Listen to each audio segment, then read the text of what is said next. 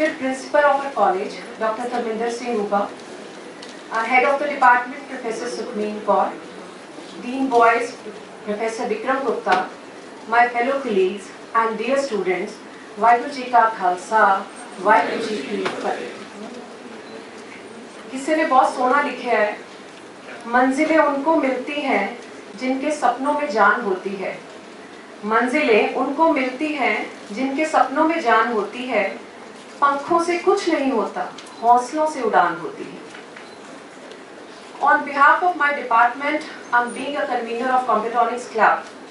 It's my great pleasure to greet a special welcome to all the freshers of BCA 1, 2, BVOC Software Development, MSc IT 1, PGDCA, to one of the best college of North India, the Khalsa College, Patiala. I hope you all surely realized in a couple of months that you have opted for a good choice and have entered a lively, challenging and warm community of our Khalsa College. I would like to welcome you, rather than congratulate you on this exciting day, as you all are here in Khalsa College for what is sure to be a transformative life and beginning of a new chapter in your life. You all are here to start afresh and to redefine yourself, to discover the new passion and friends. I'm sure enough, at the last day of your college in this college, you will create a new identity for you as a part of vibrant and multicultural learning community. You and your friends here will together create an intercultural environment that is richer and more diverse than any other college in the Patiala. I, on the behalf of my whole Khalsa College family, ensure you that entire college community along with the department is here to support you, to sustain and encourage you as you commit to study here. We are looking forward to the fresh ideas and the energy you bring to the campus. So once again, all the students of BCA 1, 2, MSc IT 1, BVOC Software Development and PGDCA, a warm welcome to the vibrant and multicultural learning environment of our Khalsa College, Patiala. भाई नंद लाल जी के नाम ते रखे इस auditorium दे अपनी life के शुरुआती पल दे विच बैठे हुए बच्चों नूं मैं यही कह के संबोधित करती हाँ, मंजिलां ने दूर ते तरक्की विच देरां ने, मंजिलां ने दूर ते तरक्की विच देरां ने, बंद कमरे चों भरनी उड़ान देखी शेरां ने। So take a long breath. Thank you. So take a long breath. It's time to meet the head of the family of our Khalsa College, a fatherly figure, energetic, motivational, dynamic figure, the principal of Khalsa College. Computer विभाग ਦੇ student induction programme ਦੇ ਵਿੱਚ ਹਾਜ਼ਰ ਵਿਭਾਗ ਦੇ ਮੁਖੀ professor Sukhmeen Kaur, dean boys doctor Vikram Gupta, सारे staff साथी ਅਤੇ इस कॉलेज ਦੇ ਵਿੱਚ तालीम हासिल करने आए सारे ही विद्यार्थियों, वाहिगुरू जी का खालसा वाहिगुरू जी की फतेह। सब तो पहला मैं आप सब नूं खालसा कॉलेज पटियाला विखे दाखला लैण ते खालसा कॉलेज के परिवार का हिस्सा बनने ते खुशामदीद कहना, स्वागत करदा, तुहानूं जी आयां नूं आखदा। किसी शायर ने लिखिया, क्यों किसी को हाले दिल सुनाए, क्यों किसी को हाले दिल सुनाए, क्यों किसी को राज़दां बनाए, तुझ ही से मांगे तुझ ही से पाए, कि तुझसे ही लो लगी हुई है, ये सब तेरा कर्म है आका, के बात अब तक बनी हुई है, कि बात अब तक बनी हुई है। जदों मैं इसका विश्लेषण करदा, जदों मैं इन्हां सत्ਰਾਂ ਨੂੰ देखदा, थोड़ा जिहा गहन गंभीर तरीके दे विच जाके देखदा, तां बड़ा स्पष्ट एक नज़रिया सामने आउंदा कि असीं बहुत भागां वाले हां, कर्मां वाले हां, साडे ते परमात्मा दी बहुत रहमत है, किरपा बनी हुई है कि असीं अज इत्थे हां। अदरवाइज जदों ਬਹੁਤ ਬਰੋਡਰ ਪਰਸਪੈਕਟਿਵ ਦੇ ਵਿੱਚ ਜ਼ਿੰਦਗੀ ਨੂੰ ਦੇਖਦੇ ਹਾਂ ਤਾਂ ਅਨੇਕਾਂ ਨੌਜਵਾਨ, ਅਨੇਕਾਂ ਵਿਦਿਆਰਥੀ ਐਸੇ ਨੇ ਜਿਹੜੇ ਕਾਲਜ ਤੱਕ ਹੀ ਸਕੂਲੀ ਸਿੱਖਿਆ ਤੋਂ ਵੀ ਵਾਂਝੇ ਨੇ, ਜਿਨ੍ਹਾਂ ਨੂੰ ਸ਼ਾਇਦ ਸਕੂਲਾਂ ਦੇ ਦਰਸ਼ਨ ਕਰਨ ਦਾ ਸੁਭਾਗ ਵੀ ਪ੍ਰਾਪਤ ਨਹੀਂ ਹੋਇਆ। ਸੋ ਸਭ ਤੋਂ ਪਹਿਲਾਂ ਆਪਣੇ ਆਪ ਦੇ ਵਿੱਚ ਇਹ ਸ਼ੁਕਰਾਨਾ ਕਰੀਏ, ਇਹ ਧੰਨਵਾਦ ਕਰੀਏ ਪਰਮਾਤਮਾ ਦਾ ਕਿ ਇਹ ਵਾਹਿਗੁਰੂ ਤੂੰ ਸਾਨੂੰ ਉਹਨਾਂ ਪਰਿਵਾਰਾਂ ਦੇ ਵਿੱਚ ਜਨਮ ਦਿੱਤਾ ਜਿਹੜੇ ਇਹ ਅਫੋਰਡ ਕਰ ਸਕਦੇ ਸੀ ਕਿ ਉਹ ਚੰਗੀਆਂ ਵਿਦਿਅਕ ਸੰਸਥਾਵਾਂ ਦੇ ਵਿੱਚ ਤੁਹਾਨੂੰ ਵਿਦਿਆ ਹਾਸਲ ਕਰਨ ਲਈ ਭੇਜ ਸਕਣ। ਅਸੀਂ ਸ਼ੁਕਰਾਨਾ ਕਰੀਏ ਪਰਮਾਤਮਾ ਦਾ ਕਿ ਹੇ ਪਰਮਾਤਮਾ ਤੂੰ ਸਾਨੂੰ ਮਨੁੱਖੀ ਜਾਮਾ ਬਖਸ਼ਿਆ। ਅਸੀਂ ਸ਼ੁਕਰਾਨਾ ਕਰੀਏ ਪਰਮਾਤਮਾ ਦਾ ਕਿ ਹੇ ਪਰਮਾਤਮਾ ਤੂੰ ਸਾਨੂੰ ਦੇਸ਼ ਦੇ ਉਸ ਹਿੱਸੇ ਦੇ ਵਿੱਚ ਜਨਮ ਦਿੱਤਾ ਜਿਹੜਾ ਹਿੱਸਾ ਗੁਰੂਆਂ, ਪੀਰਾਂ, ਫਕੀਰਾਂ, ਰਹਿਬਰਾਂ ਦੀ ਛੋਹ ਪ੍ਰਾਪਤ ਧਰਤੀ ਹੈ, ਜਿੱਥੇ ਦੁਨੀਆ ਦੇ ਬਿਹਤਰੀਨ ਸੰਸਕਾਰ ਰਚੇ ਗਏ, ਜਿੱਥੇ ਦੁਨੀਆ ਦੀ ਬਿਹਤਰੀਨ ਸੰਸਕ੍ਰਿਤੀ ਦੀ ਸਿਰਜਣਾ ਹੋਈ। ਅਸੀਂ ਬਹੁਤ ਭਾਗਾਂ ਵਾਲੇ ਹਾਂ ਜਿਨ੍ਹਾਂ ਨੂੰ ਸਾਹਿਬ ਸ੍ਰੀ ਗੁਰੂ ਗ੍ਰੰਥ ਸਾਹਿਬ ਜੀ ਦਾ ਮਹਾਨ ਵਿਰਸਾ ਮਿਲਿਆ ਹੈ, ਜਿਨ੍ਹਾਂ ਨੂੰ ਸਾਹਿਬ ਸ੍ਰੀ ਗੁਰੂ ਗ੍ਰੰਥ ਸਾਹਿਬ ਜੀ ਦੀ ਬਹੁਤ ਵੱਡੀ ਵਿਰਾਸਤ ਮਿਲੀ ਹੈ। ਪਰ ਨਾਲ ਦੀ ਨਾਲ ਸਾਡੇ ਤੇ ਜ਼ਿੰਮੇਵਾਰੀ ਵੀ ਆਇਦ ਹੁੰਦੀ ਆ, ਜ਼ਿੰਮੇਵਾਰੀ ਪੈਂਦੀ ਆ ਕਿ ਅਸੀਂ ਉਹਨਾਂ ਪਰੰਪਰਾਵਾਂ ਨੂੰ, ਉਹਨਾਂ ਕਦਰਾਂ ਕੀਮਤਾਂ ਨੂੰ, ਉਸ ਨੈਤਿਕਤਾ ਨੂੰ, ਉਹਨਾਂ ਉਚੇਰੀਆਂ ਜੋ ਸਾਨੂੰ ਜ਼ਿੰਦਗੀ ਦੇ ਸਿਧਾਂਤ ਦਿੱਤੇ ਨੇ, ਉਹਨਾਂ ਦੇ ਉੱਤੇ ਪੂਰੀ ਤਰ੍ਹਾਂ ਪਹਿਰਾ ਦਈਏ, ਅਮਲ ਕਰੀਏ।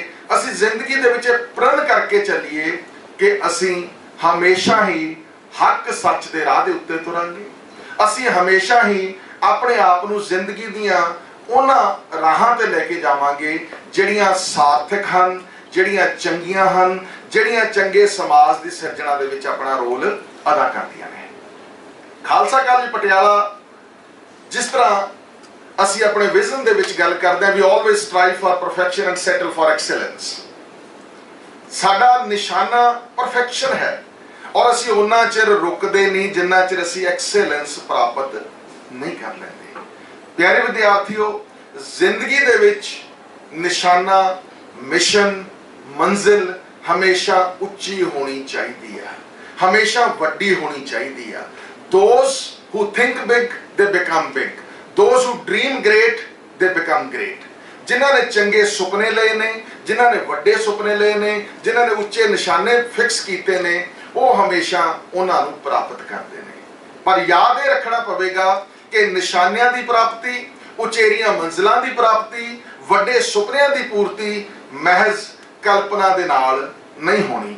ਤੁਹਾਨੂੰ ਯਾਦ ਰੱਖਣਾ ਪਊਗਾ ਅਬਦੁਲ ਕਲਾਮ ਜੀ ਦੀ ਉਹ ਗੱਲ ਜਿਹਦੇ ਵਿੱਚ ਉਹਨਾਂ ਨੇ ਕਿਹਾ ਸੀ ਕਿ ਮੈਂ ਉਹ ਸੁਪਨੇ ਨਹੀਂ ਲੈਂਦਾ ਜਿਹੜੇ ਰਾਤ ਨੂੰ ਸੁੱਤੇ ਪਿਆਂ ਨੂੰ ਆਉਂਦੇ ਨੇ, ਮੈਂ ਉਹ ਸੁਪਨੇ ਲੈਂਦਾ ਜਿਹੜੇ ਮੈਨੂੰ ਸੌਣ ਨਹੀਂ ਦਿੰਦੇ, ਜਿਹੜੇ ਮੈਨੂੰ ਪ੍ਰੇਰਿਤ ਕਰਦੇ ਨੇ, ਜਿਹੜੇ ਮੇਰੀ ਅਗਵਾਈ ਕਰਦੇ ਨੇ, ਜਿਹੜਾ ਮੇਰਾ ਮਾਰਗਦਰਸ਼ਨ ਕਰਦੇ ਨੇ ਕਿ ਅਸੀਂ ਲੱਗੇ ਰਹਿਣਾ ਹੈ, ਅਸੀਂ ਚੱਲਦੇ ਰਹਿਣਾ ਹੈ, ਅਸੀਂ ਅੱਗੇ ਵੱਧਦੇ ਰਹਿਣਾ ਹੈ। ਔਰ ਇਹ ਵੀ ਕਿਹਾ ਜਾਂਦਾ ਕਿ ਜ਼ਿੰਦਗੀ ਦੇ ਵਿੱਚ ਅਸਲ 'ਚ ਤਾਂ ਮੰਜ਼ਿਲ ਕੋਈ ਹੈ ਹੀ ਨਹੀਂ। ਇੱਕ ਮੰਜ਼ਿਲ ਪ੍ਰਾਪਤ ਹੋ ਕੇ ਤੁਹਾਡੇ ਲਈ ਅਗਲੀ ਮੰਜ਼ਿਲ ਤੁਹਾਡਾ ਨਿਸ਼ਾਨਾ ਬਣ ਜਾਣੀ ਚਾਹੀਦੀ ਹੈ। ਉਹ ਮੰਜ਼ਿਲ ਪ੍ਰਾਪਤ ਹੋ ਕੇ ਤੁਹਾਡੇ ਲਈ ਹੋਰ ਉਚੇਰੀ ਮੰਜ਼ਿਲ ਤੁਹਾਡਾ ਨਿਸ਼ਾਨਾ ਬਣ ਜਾਣੀ ਚਾਹੀਦੀ ਆ, ਕਿਉਂਕਿ ਜ਼ਿੰਦਗੀ ਚੱਲਦੇ ਰਹਿਣ ਦਾ ਨਾਮ ਹੈ। ਜ਼ਿੰਦਗੀ ਵਗਦਾ ਹੋਇਆ ਦਰਿਆ ਹੈ। ਜਿੱਥੇ ਪਾਣੀ ਖੜ ਗਿਆ, ਜਿੱਥੇ ਪਾਣੀ ਰੁਕ ਗਿਆ, ਉਸ ਪਾਣੀ ਦੇ ਵਿੱਚੋਂ ਹਮੇਸ਼ਾ ਹੀ ਅਸੀਂ ਸਾਰੇ ਜਾਣਦੇ ਹਾਂ ਕਿ ਬਦਬੂ ਮਾਰਨ ਲੱਗ ਪੈਂਦੀ ਆ। ਜਿਹੜੇ ਖੜ ਜਾਂਦੇ ਨੇ ਉਹ ਰੁਕ ਜਾਂਦੇ ਨੇ, ਜਿਹੜੇ ਰੁਕ ਜਾਂਦੇ ਨੇ ਉਹ ਖਤਮ ਹੋ ਜਾਂਦੇ ਨੇ। Even if you are on the right track, you will get run over if you just sit there. ਰਸਤਾ ਸਹੀ ਆ, ਸਾਨੂੰ ਪਤਾ ਕਿ ਅਸੀਂ ਸਹੀ ਸੜਕ ਤੇ ਜਾ ਰਹੇ ਹਾਂ, ਅਸੀਂ ਬੈਠ ਗਏ, ਪਿੱਛੋਂ ਕੋਈ ਆਊ ਸਾਨੂੰ ਕੁਚਲ ਕੇ ਚਲਾ ਜਾਊ। ਔਰ ਪਿਆਰੇ ਵਿਦਿਆਰਥੀਓ, ਹੁਣ ਉਹ ਸਮਾਂ ਵੀ ਨਹੀਂ ਰਹਿ ਗਿਆ ਜਦੋਂ ਕੱਛੂ ਕੁੰਮਾ ਤੇ ਖਰਗੋਸ਼ ਦੀ ਰੇਸ ਦੇ ਵਿੱਚ ਕੱਛੂ ਕੁੰਮਾ ਜਿੱਤ ਜਾਂਦਾ ਸੀ, ਖਰਗੋਸ਼ ਕਿਉਂਕਿ ਸੌ ਜਾਂਦਾ ਸੀ। ਅੱਜ ਦੇ ਸਮੇਂ ਦੇ ਵਿੱਚ ਉਹ ਗੱਲ ਨਹੀਂ ਰਹੀ, ਕਿਉਂਕਿ ਹੁਣ ਕੱਛੂ ਕੁੰਮੇ ਜਿਹੜੇ ਨੇ ਉਹ ਨਹੀਂ ਚੱਲਣੇ, ਕਿਉਂਕਿ ਖਰਗੋਸ਼ ਸਿਆਣੇ ਹੋ ਚੁੱਕੇ ਨੇ, ਸਮਝ ਚੁੱਕੇ ਨੇ, ਉਹਨਾਂ ਨੂੰ ਪਤਾ ਲੱਗ ਚੁੱਕਿਆ ਕਿ now is the most competitive world, ਜਿਹਦੇ ਵਿੱਚ ਜਿਹੜੀ ਸਰਵਾਈਵਲ ਹੈ ਉਹ ਹੁਣ ਫਿਟੈਸਟ ਦੀ ਵੀ ਨਹੀਂ ਰਹੀ। There was a time when we used to say that now the age of survival of the fittest. Now gone is the time. Now there is survival of the wisest. ਜਿਹੜਾ ਸਿਆਣਾ ਹੈ, ਸੂਝ-ਬੂਝ ਦਾ ਮਾਲਕ ਹੈ, ਉਹਦੀ ਸਰਵਾਈਵਲ ਹੈ, because the 21st century is considered to be the century of the knowledge. ਮੈਂ ਇਦੋਂ ਵੀ ਅਗਲੀ ਗੱਲ ਕਈ ਵਾਰੀ ਕਰਦਾ ਹੁੰਨਾ ਕਿ ਨੌਲੇਜ ਗ੍ਰਹਿਣ ਕਰ ਲੈਣਾ, ਇੰਟੈਲੈਕਟ ਗ੍ਰਹਿਣ ਕਰ ਲੈਣਾ, ਗਿਆਨ ਇਕੱਠਾ ਕਰ ਲੈਣਾ ਵੀ ਕਾਫੀ ਨਹੀਂ ਹੈ। Until and unless that knowledge is transformed into wisdom. ਜਿੰਨਾ ਚਿਰ ਉਹ ਗਿਆਨ ਵਿਜ਼ਡਮ ਵਿੱਚ ਨਹੀਂ ਬਦਲਦਾ, ਉਹਨਾਂ ਚਿਰ ਉਹ ਗਿਆਨ ਜਿਹੜਾ ਹੈ ਉਹ ਲਾਹੇਵੰਦ ਨਹੀਂ ਹੋਏਗਾ। ਉਹਨਾਂ ਚਿਰ ਉਹ ਗਿਆਨ ਤੁਹਾਡੇ ਕੋਲੇ ਸੂਚਨਾ ਬਣ ਕੇ ਰਹਿ ਜਾਏਗਾ। ਉਹਨਾਂ ਚਿਰ ਉਹ ਗਿਆਨ ਪਬਲਿਕ ਵੈਲਫੇਅਰ ਨਹੀਂ ਕਰੇਗਾ। ਉਹਨਾਂ ਚਿਰ ਉਹ ਗਿਆਨ ਸਮੁੱਚੇ ਸਮਾਜ ਬਾਰੇ ਨਹੀਂ ਸੋਚੇਗਾ। ਉਹਨਾਂ ਚਿਰ ਉਹ ਗਿਆਨ ਸਿਰਫ ਸੈਲਫ ਸੈਂਟਰਡ ਹੋ ਕੇ ਰਹੇਗਾ। ਜਦੋਂ ਉਹ ਗਿਆਨ ਵਿਜ਼ਡਮ ਵਿੱਚ ਬਦਲ ਜਾਂਦਾ, ਸਿਆਣਪ ਵਿੱਚ ਬਦਲ ਜਾਂਦਾ, ਸੋਝੀ ਵਿੱਚ ਬਦਲ ਜਾਂਦਾ, ਫਿਰ ਉਹ ਗਿਆਨ ਜਿਹੜਾ ਹੈ ਲਾਹੇਵੰਦ ਹੋ ਜਾਂਦਾ। ਫਿਰ ਸਾਨੂੰ ਮਹਿਸੂਸ ਹੋਏਗਾ ਕਿ yes, we are fulfilling the meaning and purpose of life for which God has sent to us. ਪਰਮਾਤਮਾ ਨੇ ਜਿਹੜੀ ਮਕਸਦ ਲਈ ਸਾਨੂੰ ਭੇਜਿਆ, ਕਿਉਂਕਿ ਪਰਮਾਤਮਾ ਦੀਆਂ ਸਾਰੀਆਂ ਸਿਰਜਣਾਵਾਂ ਵੈਸੇ ਬਹੁਤ ਕਮਾਲ ਦੀਆਂ ਨੇ, ਪਰ ਇਹ ਵੀ ਕਿਹਾ ਜਾਂਦਾ ਕਿ ਮਨੁੱਖ ਉਹਨਾਂ ਸਾਰੀਆਂ ਸਿਰਜਣਾਵਾਂ ਦੇ ਵਿੱਚੋਂ ਸਭ ਤੋਂ ਖੂਬਸੂਰਤ ਸਿਰਜਣਾ ਹੈ, ਜਿਹਦੇ ਪਾਸ ਸੋਚਣ ਵਾਲਾ ਮਨ ਦਿੱਤਾ। ਤੇ ਮਨ ਅਸੀਂ ਆਪਣੇ ਧਰਮ ਗ੍ਰੰਥਾਂ ਦੇ ਵਿੱਚ ਪੜ੍ਹਦੇ ਹਾਂ। ਗੁਰੂ ਨਾਨਕ ਸਾਹਿਬ ਨੇ ਤਾਂ ਮਨ ਜੀਤੇ ਜਗ ਜੀਤ ਦਾ ਬਹੁਤ ਵੱਡਾ ਸਿਧਾਂਤ ਦੇ ਦਿੱਤਾ। ਜਗ ਨੂੰ ਜਿੱਤਣ ਲਈ ਮਨ ਤੇ ਜਿੱਤ ਜ਼ਰੂਰੀ ਆ। ਇਹ ਕਿਹਾ ਜਾਂਦਾ ਕਿ ਮਨ ਹੀ ਮੰਗਤਾ ਗਾ, ਮਨ ਹੀ ਮੂਰਖ ਆ, ਮਨ ਹੀ ਗਵਾਰ ਆ, ਮਨ ਹੀ ਰਾਜਾ। ਤੇ ਅਸੀਂ ਮਨ ਨੂੰ ਰਾਜਾ ਬਣਾ ਕੇ ਰੱਖਣਾ। ਅਸੀਂ ਮਨ ਨੂੰ ਇਸ ਖੂਬਸੂਰਤ ਤਰੀਕੇ ਦੇ ਨਾਲ ਤੋਰਨਾ ਕਿ ਉਹਦੀਆਂ ਉਡਾਰੀਆਂ ਪੋਜ਼ਿਟਿਵ ਹੋਣ, ਉਹਦੀਆਂ ਉਡਾਰੀਆਂ ਸਕਾਰਾਤਮਕ ਹੋਣ, ਉਹਦੀਆਂ ਉਡਾਰੀਆਂ ਚੰਗੇਰੀਆਂ ਮੰਜ਼ਿਲਾਂ ਵੱਲ ਸਾਨੂੰ ਲੈ ਕੇ ਜਾਂਦੀਆਂ ਹੋਣ। ਇਹ ਕਿਹਾ ਜਾਂਦਾ ਕਿ ਮਨ is just like A white cloth, ਚਿੱਟੇ ਕੱਪੜੇ ਵਾਂਗ ਹੈ। ਇਹ ਤੁਹਾਡੇ ਤੇ ਹੈ, ਤੁਸੀਂ ਉਹਨੂੰ ਕਿਹੜੇ ਰੰਗਾਂ ਦੇ ਵਿੱਚ ਰੰਗਣਾ। ਜਿੰਨੇ ਖੂਬਸੂਰਤ ਰੰਗਾਂ ਦੇ ਵਿੱਚ ਤੁਸੀਂ ਮਨ ਨੂੰ ਰੰਗ ਲਵੋਗੇ, ਜਿੰਨੇ ਚੰਗੇ ਰੰਗਾਂ ਦੇ ਵਿੱਚ ਮਨ ਨੂੰ ਤੁਸੀਂ ਰੰਗ ਲਵੋਗੇ, ਉਨੀ ਹੀ ਜ਼ਿੰਦਗੀ ਜਿਹੜੀ ਹੈ ਤੁਹਾਡੀ ਚੰਗੀ ਹੋਵੇਗੀ। ਖਾਲਸਾ ਕਾਲਜ ਪਟਿਆਲਾ ਦੇ ਵਿੱਚ ਮੈਂ ਔਰ ਮੇਰੇ ਸਾਰੇ ਸਟਾਫ ਸਾਥੀ ਅਸੀਂ ਹਮੇਸ਼ਾ ਹੀ ਇਹ ਪ੍ਰਣ ਕਰਕੇ ਚੱਲਦੇ ਹਾਂ। ਸਾਡਾ ਹਮੇਸ਼ਾ ਹੀ ਇਹ ਵਿਸ਼ਵਾਸ ਹੈ ਕਿ ਅਸੀਂ ਆਪਣੇ ਵਿਦਿਆਰਥੀਆਂ ਦਾ ਸਰਵਪੱਖੀ ਵਿਕਾਸ ਕਰਨਾ ਹੈ, holistic development of the students. Mere academics ਜਿਹੜੀ ਹੈ, ਕੱਲਾ ਕਿਤਾਬੀ ਗਿਆਨ ਦੇ ਦੇਣਾ, ਕੱਲੇ ਕੰਪਿਊਟਰ ਦੇ ਪ੍ਰੋਗਰਾਮ ਸਮਝਾ ਦੇਣੇ ਜ਼ਿੰਦਗੀ ਲਈ ਕਾਫੀ ਨਹੀਂ। ਕਿਉਂਕਿ ਸਾਡੇ ਸਾਰਿਆਂ 'ਚ ਇੱਕ ਗੱਲ ਬਹੁਤ ਕਾਮਨ ਆ। ਉਹ ਕੀ ਆ? We all wish and want to lead happy life. ਅਸੀਂ ਚੰਗਾ ਜੀਵਨ, ਅਸੀਂ ਖੁਸ਼ ਜੀਵਨ, ਅਸੀਂ ਖੂਬਸੂਰਤ ਜੀਵਨ ਜਿਉਣਾ ਚਾਹੁੰਦੇ ਹਾਂ। ਇਹ ਸਾਡੇ ਕਾਮਨ ਹੈ। ਤੇ ਉਸ ਖੂਬਸੂਰਤ ਜੀਵਨ ਨੂੰ ਜਿਉਣ ਲਈ ਕੇਵਲ ਕੰਪਿਊਟਰ ਦੇ ਪ੍ਰੋਗਰਾਮਾਂ ਨੇ ਤੁਹਾਡਾ ਮਸਲਾ ਹੱਲ ਨਹੀਂ ਕਰਨਾ। ਤੁਹਾਡੇ ਜੀਵਨ ਦੇ ਵਿੱਚ ਇੱਕ ਖੂਬਸੂਰਤ ਮਿਸ਼ਰਣ ਤੁਹਾਨੂੰ ਐਡ ਕਰਨਾ ਪਏਗਾ, ਸਾਹਿਤ ਦਾ, ਧਰਮ ਦਾ, ਸੱਭਿਆਚਾਰ ਦਾ, ਬੋਲੀ ਦਾ, ਸੰਸਕ੍ਰਿਤੀ ਦਾ, ਕਦਰਾਂ ਕੀਮਤਾਂ ਦਾ। ਖਾਲਸਾ ਕਾਲਜ ਪਟਿਆਲਾ ਨੇ ਇੱਕ ਮਿਸ਼ਨ ਸ਼ੁਰੂ ਕੀਤਾ ਹੋਇਆ। ਆਏ ਸਾਲ ਪਿਛਲੇ 15 ਸਾਲ ਤੋਂ ਸਾਡੀ ਉਹ ਲਗਭਗ ਸਕੀਮ ਚੱਲ ਰਹੀ ਆ, ਮਾਪਿਆਂ ਦਾ ਸਤਿਕਾਰ ਸੁੱਖਾਂ ਦਾ ਆਧਾਰ। ਜਦੋਂ ਸਕੀਮ ਮੈਂ ਸ਼ੁਰੂ ਕੀਤੀ, ਮੈਨੂੰ ਇਹ ਮਹਿਸੂਸ ਵੀ ਹੋਇਆ ਕਿ ਅਸੀਂ ਕਿੱਥੇ ਆ ਗਏ ਹਾਂ। ਸਾਨੂੰ ਇਹ ਗੱਲ ਕਹਿਣੀ ਪੈ ਰਹੀ ਹੈ। ਉਸ ਮੁਲਕ ਦੇ ਵਿੱਚ, ਉਸ ਸੱਭਿਆਚਾਰ ਦੇ ਵਿੱਚ, ਉਸ ਸੰਸਕ੍ਰਿਤੀ ਦੇ ਵਿੱਚ ਜਿੱਥੇ ਸਰਵਣ ਪੁੱਤਰ ਆਪਣੇ ਮਾਪਿਆਂ ਨੂੰ ਵਹਿੰਗੀ ਦੇ ਵਿੱਚ ਬਿਠਾ ਕੇ ਦਰਸ਼ਨ ਕਰਾਉਣ ਜਾਂਦਾ ਤੀਰਥ ਸਥਾਨਾਂ ਦੇ, ਮਾਪੇ ਅੰਧੇ ਨੇ। ਉਸ ਮੁਲਕ ਦੇ ਵਿੱਚ, ਉਸ ਸੰਸਕ੍ਰਿਤੀ ਦੇ ਵਿੱਚ ਸਾਨੂੰ ਇਹ ਪਾਠ ਪੜ੍ਹਾਉਣ ਦੀ ਲੋੜ ਮਹਿਸੂਸ ਹੋਣ ਲੱਗ ਪਈ। ਮਾਪਿਆਂ ਦਾ ਸਤਿਕਾਰ ਸੁੱਖਾਂ ਦਾ ਆਧਾਰ। ਇਹਦਾ ਮਤਲਬ ਕਿਤੇ ਨਾ ਕਿਤੇ ਡੀਜਨਰੇਸ਼ਨ ਹੋਈ ਆ, ਕਿਤੇ ਨਾ ਕਿਤੇ ਡਿਟੀਰੀਓਰੇਸ਼ਨ ਹੋਈ ਆ ਸਾਡੀਆਂ ਵੈਲਿਊਜ਼ ਦੀ। ਮੈਂ ਜਦੋਂ ਆਲੇ ਦੁਆਲੇ ਨਿਗਾਹ ਦੌੜਾਉਣਾ ਤਾਂ ਮੈਨੂੰ ਬੇਤਹਾਸ਼ਾ ਥਾਵਾਂ ਦੇ ਉੱਤੇ ਹਰ ਰੋਜ਼ ਨਵੇਂ ਬਣਦੇ ਬਿਰਧ ਆਸ਼ਰਮ ਦਿਖ ਰਹੇ ਨੇ, ਓਲਡ ਏਜ ਹੋਮ ਦਿਖ ਰਹੇ ਨੇ। They are a concern for me, they are a matter of great worry for me. ਮੇਰੇ ਲਈ ਉਹ ਬਹੁਤ ਵੱਡੀ ਚਿੰਤਾ ਨੇ, ਕਿਉਂਕਿ ਮੈਂ ਇਸ ਵਿਸ਼ਵਾਸ ਦਾ ਧਾਰਨੀ ਆ, ਜਿਹੜੇ ਸਮਾਜ ਦੇ ਵਿੱਚ ਘਰ ਟੁੱਟ ਗਏ, ਉਹ ਸਮਾਜ ਟੁੱਟੂਗਾ ਹੀ ਟੁੱਟੂਗਾ, ਉਹਨੂੰ ਕੋਈ ਰੋਕ ਨਹੀਂ ਸਕਦਾ, ਬਚਾ ਨਹੀਂ ਸਕਦਾ। ਜਿਹੜੇ ਘਰਾਂ 'ਚੋਂ ਪਿਆਰ, ਸਤਿਕਾਰ, ਮੁਹੱਬਤ ਮੁੱਕ ਗਈ, ਉਹ ਲੋਕ ਸਮਾਜ ਦੇ ਵਿੱਚ ਆਸ ਨਾ ਕਰਿਓ ਆ ਕੇ ਮੁਹੱਬਤ ਵੰਡਣਗੇ, ਪਿਆਰ ਵੰਡਣਗੇ, ਚੰਗਿਆਈ ਵੰਡਣਗੇ, ਖੁਸ਼ੀ ਵੰਡਣਗੇ। ਸੰਸਥਾਵਾਂ ਦਾ ਵਰਕ ਕਲਚਰ ਉਦੋਂ ਚੰਗਾ ਹੋਏਗਾ ਜਦੋਂ ਘਰਾਂ ਦਾ ਕਲਚਰ ਚੰਗਾ ਹੋਏਗਾ। ਜਦੋਂ ਘਰਾਂ 'ਚੋਂ ਕਲਚਰ ਟੁੱਟ ਗਿਆ, ਜਦੋਂ ਘਰਾਂ 'ਚ good morning, good evening, good night ਸਿਰਫ ਮੋਬਾਈਲ ਦੇ ਮੈਸੇਜ ਦੇ ਜ਼ਰੀਏ ਆਉਣ ਲੱਗ ਪਈ ਤਾਂ ਸਾਡੇ ਲਈ ਚਿੰਤਾ ਦਾ ਵਿਸ਼ਾ ਹੈ। ਜਦੋਂ ਘਰਾਂ ਦੇ ਵਿੱਚੋਂ ਸਵੇਰੇ ਉੱਠਦੇ ਸਾਰ ਜਵਾਕਾਂ ਦੁਆਰਾ ਆਪਣੇ ਮਾਂ-ਬਾਪ ਦੇ ਚਰਨ ਛੋਹ ਕੇ ਅਸੀਸ ਪ੍ਰਾਪਤ ਕਰਨ ਦੇ ਸੰਸਕਾਰ ਮੁੱਕ ਗਏ ਤਾਂ ਇਹ ਸਮਝੋ ਅਸੀਂ ਕਿਤੇ ਨਾ ਕਿਤੇ ਡੀਜਨਰੇਟ ਹੋ ਰਹੇ ਹਾਂ, ਅਸੀਂ ਡਿਟੀਰੀਓਰੇਟ ਹੋ ਰਹੇ ਹਾਂ। ਸਾਨੂੰ ਇਹ ਸੋਚਣਾ ਪਊਗਾ। ਇਹ ਵੀ ਸਾਨੂੰ ਸੋਚਣਾ ਪਊਗਾ ਕਿ ਜਦੋਂ ਅਸੀਂ ਬਜ਼ੁਰਗ ਮਾਪਿਆਂ ਨੂੰ ਘਰਾਂ 'ਚੋਂ ਬਾਹਰ ਕੱਢ ਕੇ ਬਿਰਧ ਘਰਾਂ 'ਚ ਭੇਜ ਰਹੇ ਹਾਂ ਤਾਂ ਯਕੀਨਨ ਤੌਰ ਤੇ ਜਿਹੜੀ ਪੀੜ੍ਹੀ ਭੇਜ ਲਈ ਆ ਉਹਦੇ ਲਈ ਉਦੋਂ ਵੱਡੀਆਂ ਖਾਈਆਂ ਪੱਟੀਆਂ ਜਾ ਰਹੀਆਂ ਨੇ। ਉਹਨਾਂ ਦੇ ਜਵਾਕ ਵੀ ਅੱਗੇ ਆਹੀ ਕੁਝ ਕਰਨਗੇ। ਜੋ ਦੇਖਿਆ ਜਾਊਗਾ ਉਹੀ ਕੀਤਾ ਜਾਊਗਾ। We need to be very, very conscious and cautious about this phenomena happening in the society. ਸਾਡੇ ਲਈ ਬਹੁਤ ਮਹੱਤਵਪੂਰਨ ਗੱਲ ਹੈ। ਸਾਡੇ ਲਈ ਬਹੁਤ ਮਹੱਤਵਪੂਰਨ ਹੈਗਾ ਕਿ ਅਸੀਂ ਸਾਰੇ ਸਲੀਕੇ ਤਰੀਕੇ ਤੇ ਮਰਿਆਦਾਵਾਂ ਨੂੰ ਭੁੱਲ ਗਏ ਹਾਂ। ਮੈਂ ਜਦੋਂ ਸੋਸ਼ਲ ਮੀਡੀਆ ਦੇ ਉੱਤੇ ਲਗਾਤਾਰ ਦੇਖਦਾ ਫੇਕ ਆਈਡੀਜ਼ ਦੇ ਉੱਤੇ, ਸਿੱਧੀਆਂ ਆਈਡੀਜ਼ ਦੇ ਉੱਤੇ sometimes we talk nonsense.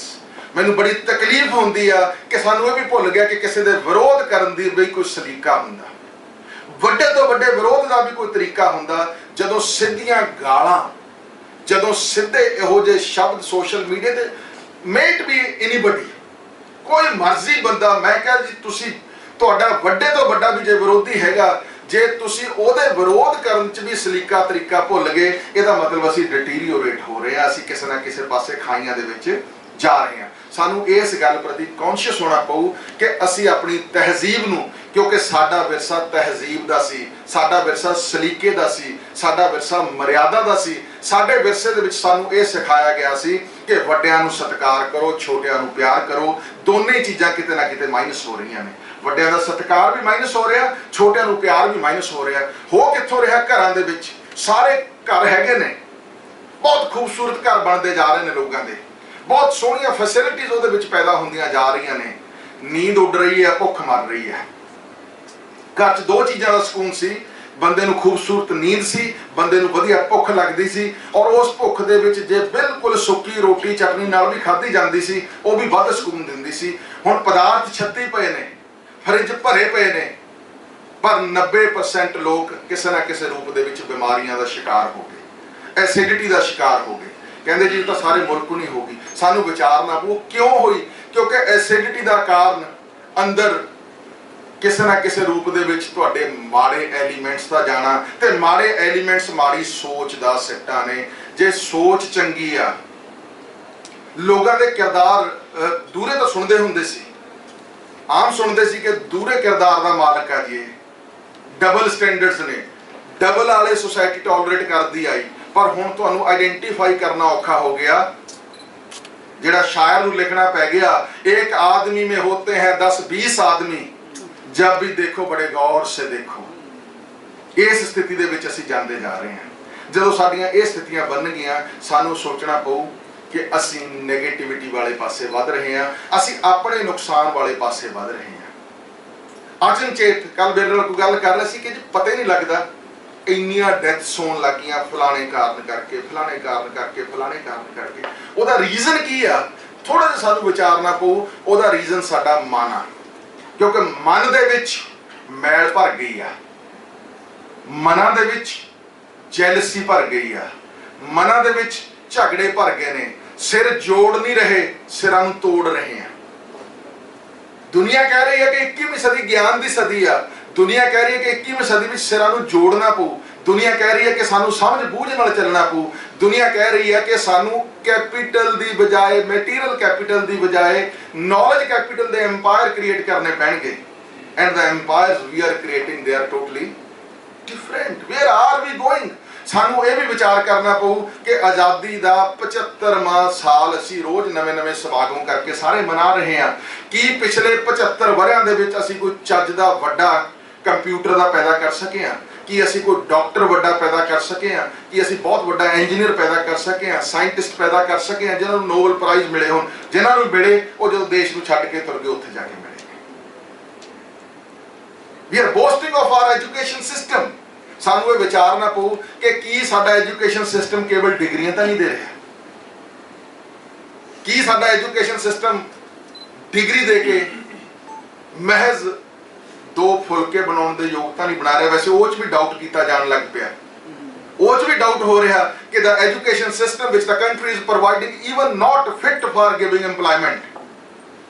If we talk of the corporate sector who are offering the private jobs, they are saying totally skill mismatch is there. We at Khalsa College, being an autonomous institution, have been trying a lot कि ਅਸੀਂ value addition courses add करिए। ਅਸੀਂ ਉਹ course add ਕਰ ਰਹੇ ਹਾਂ, ਮਤਲਬ ਮੈਨੂੰ ਦੁੱਖ ਵੀ ਹੁੰਦਾ ਇਹਨਾਂ ਗੱਲਾਂ ਦਾ ਕਿ ਸਾਨੂੰ ਵੈਲਿਊ ਐਜੂਕੇਸ਼ਨ ਦੇ ਕੋਰਸ ਲਾਉਣੇ ਪਏ। ਉਹ ਵੈਲਿਊ ਐਜੂਕੇਸ਼ਨ ਕੋਰਸ ਜਿਹੜੀ ਬਿਲਕੁਲ ਅਨਪੜ੍ਹ ਦਾਦੀ, ਸਕੂਲ ਨਾ ਬੜੀ ਦਾਦੀ, ਸ਼ਾਮ ਨੂੰ ਰਾਤ ਨੂੰ ਜਦੋਂ 7 ਵਜੇ ਰੋਟੀ ਛਕ ਕੇ ਪੈ ਜਾਂਦੇ ਸੀ, ਉਹ ਗੱਲਾਂ ਦੇ ਵਿੱਚ ਹੀ ਸਾਰਾ ਵੈਲਿਊ ਸਿਸਟਮ ਪੜ੍ਹਾ ਜਾਂਦੀ ਸੀ। ਸਾਨੂੰ ਉਹ ਵੈਲਿਊ ਸਿਸਟਮ ਸਿਲੇਬਸ 'ਚ ਲਾਉਣਾ ਪੈ ਗਿਆ। ਸਾਨੂੰ ਉਹ ਐਥਿਕਸ, ਮਤਲਬ ਕਿੰਨੀ ਕਮਾਲ ਦੀ ਗੱਲ ਆ ਕਿ ਸਾਨੂੰ ਹੁਣ ਇਹ ਕਿਤਾਬਾਂ 'ਚ ਦੱਸਣਾ ਪੈ ਗਿਆ ਕਿ ਇਮਾਨਦਾਰੀ ਚੰਗੀ ਨੀਤੀ ਹੈ। ਮੇਰੇ ਟੀਚਰ ਦੋਸਤ ਬੈਠੇ ਨੇ, ਜਦੋਂ ਅਸੀਂ ਪੜ੍ਹਦੇ ਸੀ, ਮੈਂ ਬਹੁਤ ਵਾਰੀ ਇਹ ਗੱਲ ਕਹਿਣਾ ਕਿ ਸਾਨੂੰ ਇਹ ਵਿਚਾਰਨਾ ਪਊ ਕਿ ਉਹ ਜਿਹੜਾ ਆਉਂਦਾ ਹੁੰਦਾ ਸੀ ਨਿਬੰਧ, ਐਸੇ, ਛੋਟੀ ਜਮਾਤਾਂ 'ਚ 3, 4, 5, 6ਵੀਂ 'ਚ, ਮੇਰਾ ਮਨਪਸੰਦ ਦਾ ਅਧਿਆਪਕ, ਕੀ ਆਪਾਂ ਉਸ ਤੇ ਲੇਖ ਲਿਖਾਇਆ ਕਦੇ? ਮੈਨੂੰ ਲੱਗਦਾ ਸਾਨੂੰ ਆਪਣੀ ਆਤਮਾ ਰਾਹੀਂ ਇਹ ਲੇਖ ਲਿਖਾਉਣੇ ਪੈਣਗੇ। ਪੁੱਛਣਾ ਪਊ ਕਿ ਸਾਡੇ ਵਿਦਿਆਰਥੀਆਂ ਦਾ ਕੋਈ ਮਨਪਸੰਦ ਅਧਿਆਪਕ ਹੈ? We need to introspect ourselves also. ਮੈਨੂੰ ਇਹ ਵੀ ਲੱਗਦਾ ਹੁੰਦਾ ਜਦੋਂ ਮਾਪੇ, ਅਧਿਆਪਕ ਜਾਂ ਸੁਸਾਇਟੀ ਦੇ ਵੱਡੇ ਲੋਕ ਕਹਿੰਦੇ ਨੇ ਕਿ ਜੀ ਸਮਾਜ ਸਤਿਕਾਰ ਘਟ ਗਿਆ, ਮੈਨੂੰ ਲੱਗਦਾ ਹੁੰਦਾ ਕਿਉਂ ਘਟਿਆ?